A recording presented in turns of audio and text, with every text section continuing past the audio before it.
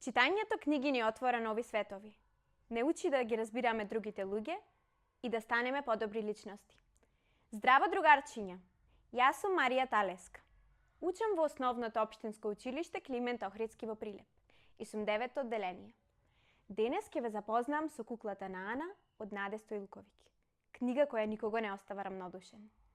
Составена од 15 животни приказни на луѓе со сурова судбина. Главни ликови во расказот Куклата на Ана се Ана и Фатима. Фатима е сиромашно девојче ромче, кој ги изгубило родителите и сега живее со својата баба. Случајно се запознава со Ана и како подарок од неа ја добива нејзината омилена кукла. Сега куклата на Ана и Фатима се неразделни. Семејството на Ана им помага на Фатима и на нејзината баба.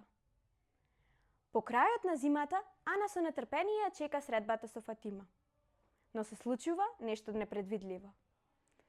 Ако сакате да знаете што ќе се случи, тогаш прочитајте ја книгата Куклата на Ана од Наде Стоилковиќ.